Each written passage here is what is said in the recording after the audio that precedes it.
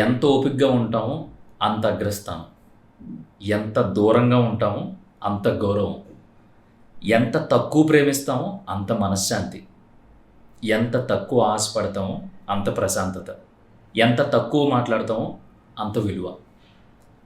చాలామంది వీడియో చివరి వరకు చూడు, ఆ 4 పాయింట్లు చెప్తానంటారు కదా. నేను ముందే చెప్పా, ఈ 4 పాయింట్లు కొంచెం కష్టమైనా నువ్వు పాటించగలిగావు అనుకో, అసలు లైఫ్ నువ్వు ఎలా మలుపు తిరగమంటే అలా మలుపు తిరుగుతూ ఉంటుంది. ఈ 4 పాయింట్లు పాటిస్తే లైఫ్ మలుపులు తిరిగేసి భూచక్రంలా గిర్రని తిరిగేసి ఇలా అయితే ఇదంతా ఎందుకు బ్రో, ఏమన్నా పనికొచ్చి చెప్పు అంటావేమో. ఏ పనికొచ్చి, ఎందుకంటే ఎంత ఓపికగా ఉంటామో అంత అగ్రస్థానం. ఫర్ ఎగ్జాంపుల్, నేను దాదాపు 10-11 సంవత్సరాల నుంచి చాలా ఓపికగా ఉన్నాను. ఆ 10-11 సంవత్సరాల మధ్యలో ఎప్పుడైనా నేను డిసప్పాయింట్ అయిపోయి, నాకు కోపం వచ్చేసి, నా మీద నాకు చిరాకు వచ్చేసి, ఇదంతా కాదు, మన వల్ల ఎక్కడవుతుంది, వందల వేల మంది మన ముందు ఉన్నారు, ఎందుకులే ఏదో ఒకటి చేసుకుని బ్రతికేద్దాం అని నేను అనుకుని ఉంటే, నిజంగానే ఈరోజు నేను ₹1,00,000 జీతగాడిని. అది మానేసి ఇక్కడికి వచ్చా. కానీ అది చేస్తున్నప్పుడు కూడా నేను ఏదైతే కలగన్నానో దానికోసం చాలా ఓపికగా వెయిట్ చేశాను. ఈరోజు ఇన్ని వేల మంది నన్ను ప్రేమిస్తున్నారు. ఇన్ని వేల మందికి పృథ్వీ అంటే ఒరే ఈడు పలానాది తలుచుకుంటే చేయగలరా అనే ఒక నమ్మకాన్ని తీసుకొచ్చాను. కానీ నాతో పాటు చదివినోళ్ళు, లేదంటే నాతో పాటు ఎదిగినోళ్ళు, వీళ్ళందరూ కూడా నాలా కాకుండా వాళ్ళు వేరే వేరేగా బ్రతుకుతారు. అంటే నేను ఎక్కువ వాళ్ళు తక్కువ అని కాదు, నేను వాళ్ళకంటే చాలా ఓపికగా ఉన్నాను. ఎక్కడా క్షణికావేశానికి లోనవలా, చిన్న చిన్న సంతోషాలకి నా టైంని పణంగా పెట్టలేదు. అన్నీ ఓర్చుకొని కూర్చున్నాను కాబట్టి ఈరోజు మీ ముందు ఇంత గంభీరంగా, ఇంత గొప్పగా కూర్చోగలుగుతున్నాను. ఇంకా రెండో విషయం, ఎంత దూరంగా ఉంటామో అంత గౌరవం. ఎప్పుడు ఈ సాడ్నెస్, ఈ దూరంగా ఉండు, ఒంటరిగా ఉండు, ఎందుకు బ్రో అందరితో కలిసి ఉండాలి, బ్రతికేది 4 రోజులే, ఇదంతా అవసరమా మనకన్నీ అని చాలామంది సోచి చెప్తూ ఉంటారు. సరే, మనం కలుద్దామన్నా కూడా ఇక్కడ చాలామంది కలుపుకోవట్లేదు కదా. సరే, నువ్వు నేను కలవడానికి రెడీ, పదే వాళ్ళకి అడగకపోయినా మంచి చెప్తున్నావు, అడగకపోయినా సరే వాళ్ళ దగ్గరికి వెళ్ళి అరే ఏంట్రా ఇలా చేయకరా అలా చేయకరా అని చెప్తున్నావు. మనల్ని దగ్గరికి తీసుకుంటున్నాడు ఎవడైనా? ఎవడూ దగ్గరికి తీసుకోడు.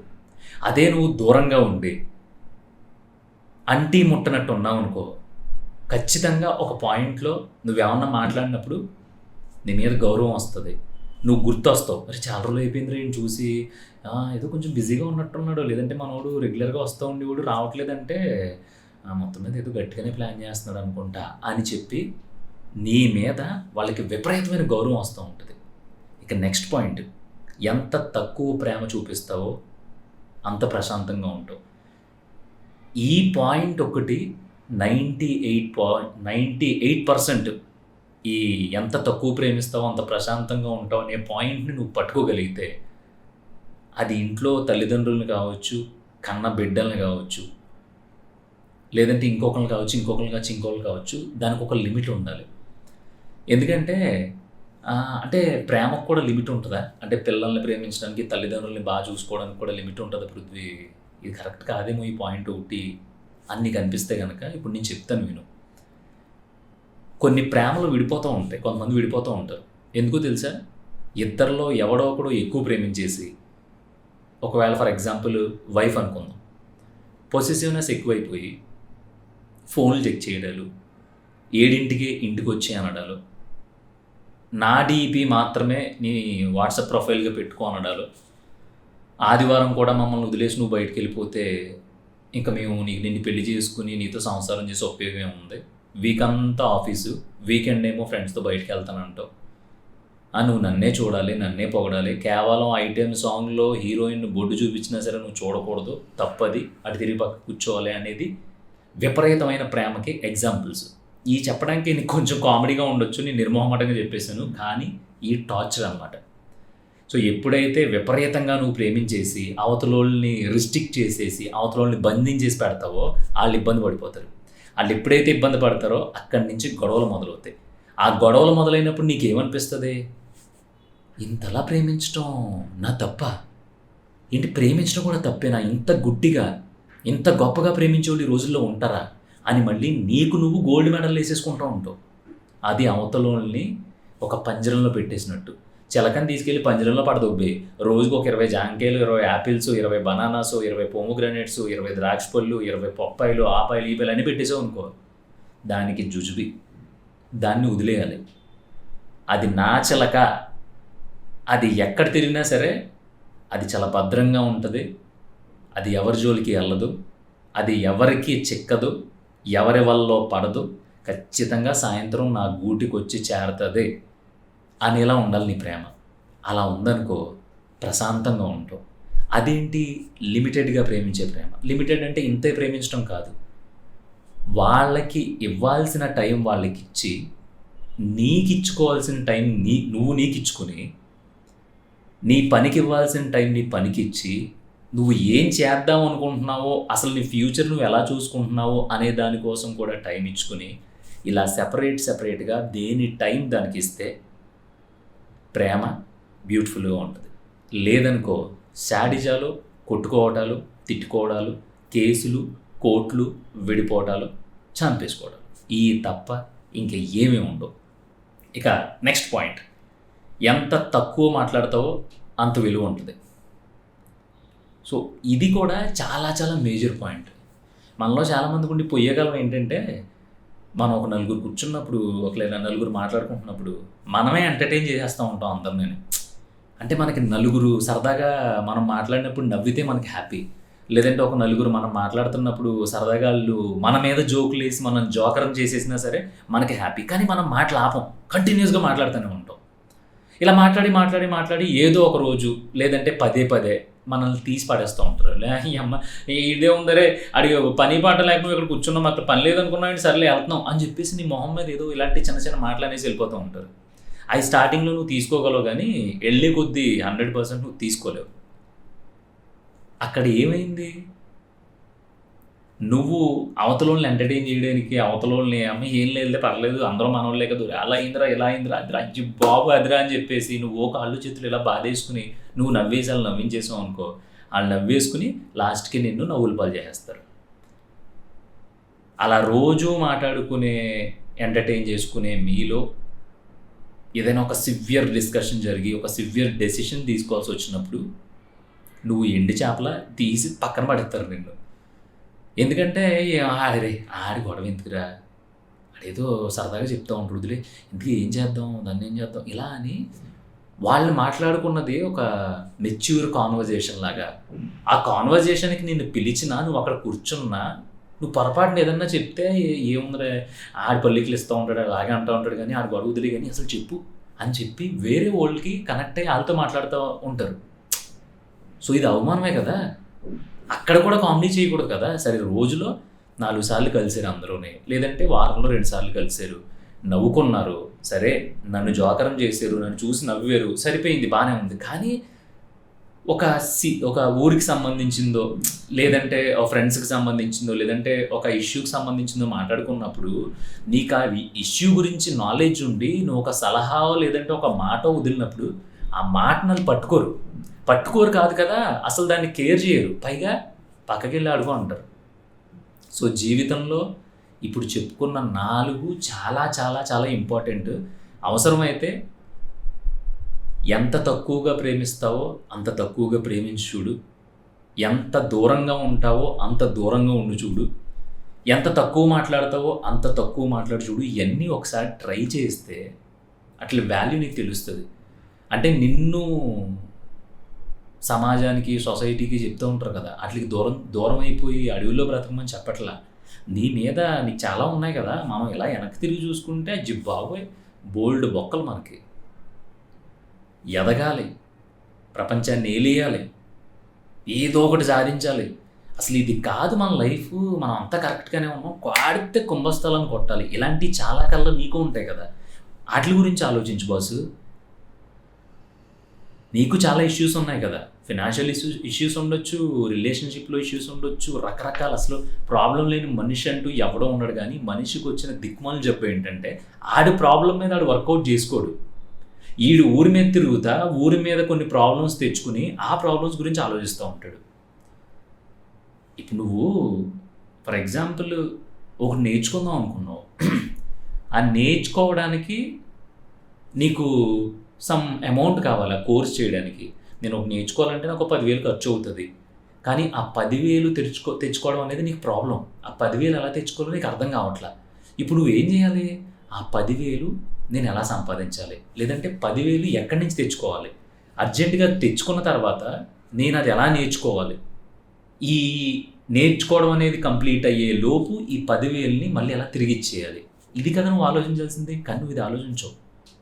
నీకు ఆల్రెడీ ఒక లూప్లో ఉన్నావు, ఒక షిట్లో ఉన్నావు. నువ్వేం చేస్తావు?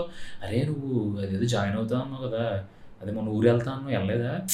వెళ్ళరా, ఏదో చేయకుండా నువ్వు ఎన్ని రోజులు ఇలా ఉంటావు అని చెప్పి మనం అవతలోడు చెప్తూ ఉంటాం. ఆడేం చేస్తాడో తెలుసా? ఒకసారి వింటాడు, 2 సార్లు వింటాడు, 3 సార్లు వింటాడు. ఇంకా 4వ సారి ఆడికి చిరాకు దొరుకుతుంది. ఈ అమ్మ ఈడు వస్తున్నాడు అంటేనే ఈడు పెద్ద శ్రీకృష్ణ పరమాత్మలా ఫీల్ అవుతాడు రా, ఇప్పటికి మన గీతోపదేశం చేస్తాడు, మన వల్ల అవ్వదు, కృష్ణుడు చెప్పాడంటే ఒక అందం, ఆయన దేవుడు కాబట్టి నాకు ఈ టార్చర్ ఎక్కువైపోయింది అని చెప్పి నువ్వు వచ్చేసరికి దాన్ని ఏమంటారు, ఒక ఇరిటేషన్ ఫీల్ అవుతారు. పైకి కాదు, లోపల. కానీ చెప్పరా అంటారు నువ్వు చూడగానే. అందుకని ఆడి ప్రాబ్లం వదిలేసి నీ 10,000 తెచ్చుకోవడం గురించి ఆలోచించు. లేదు ఒక రిలేషన్షిప్లో ఉన్నావు, రిలేషన్షిప్లో ఉన్నప్పుడు విపరీతంగా అవతలోళ్ళు నిన్ను రిస్ట్రిక్ట్ చేసేయడమో, లేదంటే నీ నుంచి పారిపోవాలని కోరుకోవడమో, లేదో ఎక్స్పెక్ట్ చేస్తూ ఉంటారు కదా. నీ రిలేషన్షిప్ మీద వర్కౌట్ చేయి. నువ్వు ఎలా చెయ్యు? పలానా వాళ్ళు అంట, వాళ్ళు ఇల్లు అంట, అదంట, చెప్పు మనకు తెలుసా నీకు, దీని మీద వర్కౌట్ చేస్తావు. వదిలేయాలా ఉండాలా అనేది నీ డెసిషన్. వదిలేస్తే ఎలా ఉంటుంది, ఉంటే ఎలా ఉంటుంది అనేది కూడా నీకు ఒక ఆలోచన ఉంటుంది. దాని మీద వర్కౌట్ చేయి. ఏమీ చెయ్యి. మనకి ఊరి శుద్ధి కావాలి. జనం ఏమైపోతున్నారో వాళ్ళ గురించి తెలుసుకోవాలి. లేదంటే జనానికి మనం ఏదో ఒకటి చేసేయాలి. ఎప్పుడు ఈ మెంటాలిటీస్ ఉన్నోళ్ళు మాత్రమే ఎక్కువ సఫర్ అవుతూ ఉంటారు. కాబట్టి ఇందాక ఏ అయితే పాయింట్స్ చెప్పుకున్నామో దయచేసి ఆ పాయింట్స్ నువ్వు అట్లీస్ట్ ఒక రోజులో ఎలా తెలుస్తుంది అంటవా? ఈ అన్నిట్లో క్రూషియల్ పాయింట్ ఏంటంటే తక్కువ మాట్లాడు. తక్కువ కాదు, అసలు నాకు తెలిసి నీకు అవసరం లేకపోతే మాట్లాడు. ఆఫీస్కి వెళ్ళావు, పని చూసుకున్నావు, ఫ్రెండ్ వచ్చాడు, సిగరెట్ వెలిగిందాం రా అన్నాడు, లేదంటే ఆ ఫ్రెండ్ వచ్చింది దా క్లిప్పులు కొనుక్కోవడానికి వెళ్దాం ఉంది, ఎగరేసుకుంటే వెళ్ళిపోకూడదు. నాకు కొంచెం పని ఉంది, జస్ట్ ఒకే ఒక మాట, నాకు కొంచెం పని ఉంది, అయిపోయింది కదా అక్కడితో. సో ఈ 4 విషయాలు ఒకరోజు పాటించి రిజల్ట్ తెలుసుకోవడం కష్టం. కానీ ఆ ఒకే ఒక్క రోజు తక్కువ మాట్లాడడం అనేది కనుక నువ్వు చేస్తే ఆ రోజు సాయంత్రానికో రేపు పొద్దునకో నీకు రిజల్ట్ 100% తెలుస్తుంది. ఎందుకు తెలుస్తుంది చెప్పనా? ఎప్పుడు సోదిగాళ్ళ వాగేవాడు, ఏమింద్రుడికి సైలెంట్ అయిపోయాడు అని నీకు చెప్పకపోయినా, నీకు తెలియకపోయినా నీ చుట్టూ ఉన్న వాళ్ళందరూ నిన్ను అబ్జర్వ్ చేస్తూ ఉంటారు. అది మెయింటైన్ చేయి. నీ దగ్గరకు వచ్చి ఎవరైనా ఏదన్నా మాట్లాడడానికి ఒక వారం రోజుల తర్వాత 10 రోజుల తర్వాత కొంచెం ఆలోచిస్తారు. వీడి మధ్య నాకు సైలెంట్గా ఉంటున్నాడు, ఎందుకులే, అరే వస్తావా, అదే బయటికి వెళ్తున్నాం అనేంత ఒబీడియన్స్, రెస్పెక్ట్, కాన్షియస్నెస్ వస్తాయి వాళ్ళకి. సో ఇది నువ్వు సంపాదించుకోవాలి అనుకుంటే రేపు ఒకరోజు కొంచెం తక్కువ మాట్లాడు, తర్వాత రోజు ఇంకా తక్కువ మాట్లాడు. నీకేమన్నా అవసరం అయితే నోరు తెరిచి అడుగు. నీకేమన్నా ఇవ్వాలనిపించింది అనుకో, అవతలోడు అడిగితే కానీ ఇవ్వకు. నువ్వేం దానవీర సూరకర్ణ కాదు. ఆఫ్టర్ ఆల్ నాలాగా ఇంకొకటిలాగా నువ్వు ఒకటివి. సో ఇది కొంచెం కంట్రోల్ చేసావు అనుకో, ఖచ్చితంగా నువ్వు లైఫ్ ఎటు తిరగమంటే అటు తిరుగుతుంది. మేబీ అద్భుతాలు జరిగిపోయి నువ్వు బిల్డింగ్లు కట్టేసి ఫెరారీ కార్లు కొనలేకపోవచ్చు, కానీ ఫస్ట్ ఇక్కడ హాయిగా ఉంటుంది, ఇక్కడ ప్రశాంతంగా ఉంటుంది. ఫస్ట్ కావాల్సింది ఇదే కదా. ఇవన్నీ సవ్యంగా ఉన్నాయనుకో, అప్పుడు నీకేం కావాలి అనేది నువ్వు చేసుకోగలుగుతావు. ఈ 4 పాయింట్లు నువ్వు కానీ తీసి పడేసి ఈ రోజుకి వినేసి దాన్ని ఏమంటారు, గ్యాస్ హైలో పెట్టినట్టు బగ ఈ వీడియో చూసిన వెంటనే మండిపోయి కాలిపోయి తగలడిపోయి తర్వాత వదిలేసాం అనుకో, ఉపయోగం ఉండదు. సిమ్లో పెట్టి చేపల కూర ఉడికించినప్పుడు కొత్త మనం ఉడుకుతూ ఉంటుంది చూసావా, స్లోగా, ఆ పులుసు చాలా బాగుంటుంది. సో నువ్వు అలాగే ఎప్పుడు సిమ్లో ఉండు, మిగతా అన్నీ కొత్త ఉడుకుతూ ఉంటాయి. నీ లైఫ్ టేస్ట్ ఒక్క గరిట ఇలా పోసుకుని టేస్ట్ చేస్తే ఎంత అద్భుతంగా ఉంటుందో అంత అద్భుతంగా ఉంటుంది. ఇక ఫైనల్గా వీడియో స్టార్టింగ్లో ఎందుకు చెప్పలేదంటే, దాన్ని ఏమంటారు, వ్యూయర్షిప్ కోసం చెప్పాము అనుకుంటారు. అందరికీ thank you so much. Crowd fund నా కళ కోసం ఒక చిన్న హెల్ప్ అడిగినందుకు చాలా చాలా చాలా గొప్పగా రెస్పాండ్ అయ్యారు. ఆ క్రౌడ్ ఫండింగ్ ఎంత వచ్చింది, అసలు నేను ఆ కథకి అనుకుంటున్న బడ్జెట్ ఎంత, సో ఇప్పుడు మనకు వచ్చిన డబ్బులు సరిపోతాయా సరిపోవా, సో మన నెక్స్ట్ యాక్షన్ ప్లాన్ ఏంటి అనేది త్వరలో, అతి త్వరలో, చాలా చాలా తక్కువ టైంలోనే మీ ముందుకి సేమ్ ఇలాగ ఒక వీడియోలో తీసుకురాబోతున్నాను. సో ఇంకొకసారి నాకు తెలిసి థ్యాంక్స్ చెప్పడం, దాన్ని ఏమంటారు, ఇవన్నీ చాలా చిన్నలా అనిపిస్తున్నాయి నాకు. అందుకే ఒక రకంగా థ్యాంక్స్ కూడా కొంచెం ఇబ్బందిగా చెప్తున్నా. ఇంతలా ఓన్ చేసుకుంటారని నేనైతే కల్లో కూడా అనుకోలేదు. సరే మనం కరెక్ట్గానే ఉంటాం కదా, మనకి ఎవరో ఒకళ్ళు హెల్ప్ చేస్తారులే అనుకున్నాం. కానీ ఈ రేంజ్లో నాకు ఆ కామెంట్స్ చూస్తేనే నాకు తెలిసి ఒక 2-3 సినిమాలకు బడ్జెట్ వచ్చేసింది అన్నంత ఫీలింగు, అంత ధైర్యం, అంత యాటిట్యూడ్ పెరిగిపోయింది నాకు. అసలు విపరీతంగా ఇంతమంది అసలు ఏంటిది అన్నట్టు. సో కామెంట్ పెట్టిన వాళ్ళే కాకుండా ఈ వీడియో చూసి మనసులో కూడా అయ్యే మనోడు పాపం బాగానే కష్టపడిలో ఉన్నాడు, ఏదైనా ఛాన్స్ దొరికితే బాగుండు అని చెప్పి మనసులో కోరుకున్న వాళ్ళకి కూడా నిజంగా థ్యాంక్ యూ సో మచ్. అతి త్వరలో ఆ క్రౌడ్ ఫండింగ్ డీటెయిల్స్తో మీ ముందుకు వస్తాను. సో ఆ క్రౌడ్ ఫండింగ్ జరుగుతుంది, సరే సినిమా కథ యాక్టింగ్ కూడా అంటున్నాడు వీడు, మనతో మాట్లాడో అని మీరు అనుకుంటున్నారేమో. నేను ఏమైనా సరే, నేను ఎంత పైకి వెళ్ళినా సరే, నేను ఎలా ఉన్నా సరే నీతో మాట్లాడడం మాత్రం మాను. ఎందుకంటే నా ఫస్ట్ ఆడియన్స్, నా ఫస్ట్ వ్యూయర్స్, నా ఫస్ట్ లవర్స్ మీరు. సో మీ అందరితో ఎప్పుడూ ఇలాగే అద్భుతంగా హ్యాపీగా నా ఎక్స్పీరియన్స్ ప్రతిదీ షేర్ చేసుకుంటూ ఉంటాను.